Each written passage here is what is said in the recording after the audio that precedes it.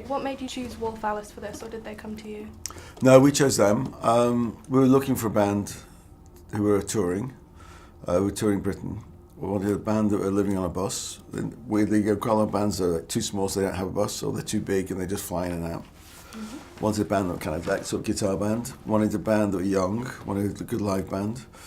And then so we met them. They were up for it, and it seemed like a good idea. Mm-hmm. And were you ever involved in a band yourself? Like, what was this for you? No, to us the idea. It started a long time ago. We did a film called 24 Hour Party People, and we worked with a lot of people who'd been in the bands, and we had to recreate a lot of bands. You know, at the time it felt like would have been funny if it was the real bands rather than having to recreate the bands with actors. And then we met up with a band called Ash, which actually we're in New York, and sort of late night we shown 24 Hour Party People. And there's a band called Ash there, and they were, at the time they were travelling all the time, touring all the time. They were telling us about their life, and it seemed at the time kind of quite romantic. You know, going from city to city, the crowds, different crowds each time. But they were away all the time. They're saying, they hadn't really been home for like a year. They'd just gone endlessly on tour. It just felt like that would be a weird world, and so an interesting world to look at. And so really that was a sign point, like to try and see what it's like to be in this kind of bubble of the boss, endlessly travelling, endlessly doing the same thing in all these different cities. And it felt like that might be an interesting kind of world to explore. I'm interested by the kind of mix between documentary and fiction. Why did you decide to do it half real life and then half fictional in that way? It was really because it seemed, the starting point was like, what is it like to what's it like to be in this world? What's it like to be inside this kind of tour? And I kind of felt that part of that experience is private, it's personal and intimate. It's stuff when you're by yourself in your bunk, or when you're making friends with people, or missing your family and the contact with your family back home, or making love to someone. I didn't feel we could capture the whole kind of experience or atmosphere of being on tour without having those private moments, those personal moments. And so obviously you're not going to get those by just filming the band. But the band aren't going to suddenly allow us to be like in bed with them, whatever. So it felt like we need to introduce a kind of point of view from it, so we can so for the crew, all the things the crew are doing and the band are doing can be as natural as possible, and you get all the public kind of excitement of the gigs themselves, and all the the work and all the public aspects you're capturing naturally for what's really happening, but that you're seeing it from a particular point of view, so you feel there is a sort of space within the side that tour, which is where you're sort of like intimate with the two characters that we stick in there.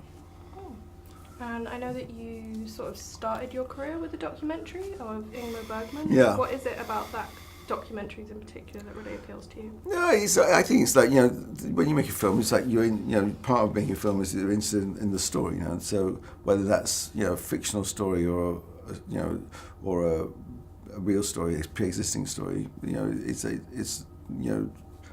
there's not that big a difference really. For me, like most films make it quite observational. So something like Bergman documentary is the opposite. It's like this. It's just because I'm interested in Bergman, so it'd be interesting to do interviews and meet people and cut it together. But I think we've done other films, which are based on real stories. We did a film like say 3 guys ended up in Guantanamo.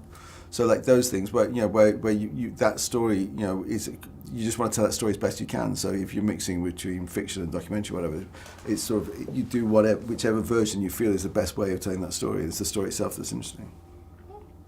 Okay. And what was the most technically difficult thing to realise for this? Well, the hardest work from a crew point of view is, it was all quite tricky to be honest, because on a bus it's a very confined space. It's quite hard to work on a film on a bus because you got very little space to move. But obviously from the crew point of view as well, we were recording all the gigs, so that there's the sound side, which is quite complicated. And so the sound guy was home to do a lot of running around, and then we're shooting a few cameras. So to be honest, it was quite a tricky. Although it's a very simple film, it's quite a tricky film to make technically.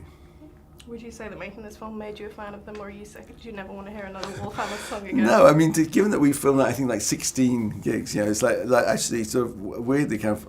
The more you get to know music, actually, the more I enjoyed it. And also I really admired like how much work they put into each gig, and how although it's exactly the same set each time, obviously the crowd is different. So it was interesting to see as well, like different places have a slightly different atmosphere. You have a slightly different crowd, and the mood of the crowd kind of affects the gig a lot. So that process of actually filming the gigs was much more interesting than I thought it would be. I noticed that a lot of critics found the sort of end of the film very anticlimactic? Was that sort of really like because it's a lot about like sort of mundanity and going. I wanted that for me. It was like, but one of the things, like, yeah, exactly. It's about repetition. It's about, you know, and for me, it's like, it's, you know, in a way, like the Beyond Tour is a very extreme form of anyone's life. You know, everyone's life is pretty repetitive. You get up, you go to work, you come back home, you go to bed, you get up again. So, but you're much more aware of that when you because what they do is so mechanical, and you have to do it in different places each day.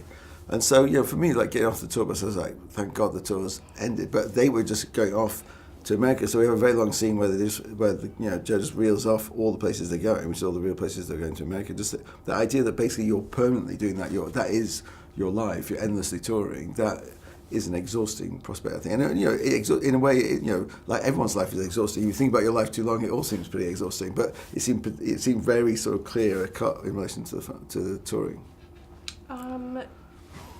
You've got some really interesting future projects coming up. I don't know how much you want to talk about those, but I've seen Greed with Sacha Baron Cohen. Yeah. And an untitled project about Syria, or is one name? Yeah, we do a lot of research about Syria. Greed was supposed to be happening now, and I'm not sure it's going to happen at all. But I hope it will happen. Greed will be a fun thing to do, because most of it is set on a Mediterranean island where a megalomaniac retail fashion baron is throwing a massive party and it all goes horribly wrong. So it'd be fun to do, but I'm not sure where it's going to happen or not. And then the Syria one is like we've been working on quite a while, but it's quite kind of early stages really.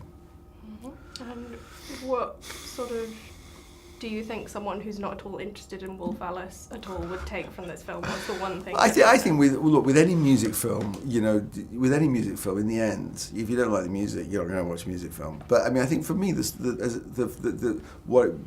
what I was interested at the beginning was like what that world is like. That world of, you know, which could have been a circus, it could have been whatever. Yeah, that world of endlessly on the move, living in these close quarters, living on a bus and traveling around, and these endless performances. That it was like that more than the specific music of Wolf Alice that was the starting point for the film. And I hope, you know, people watch it, that'll feel like that's what the film's about.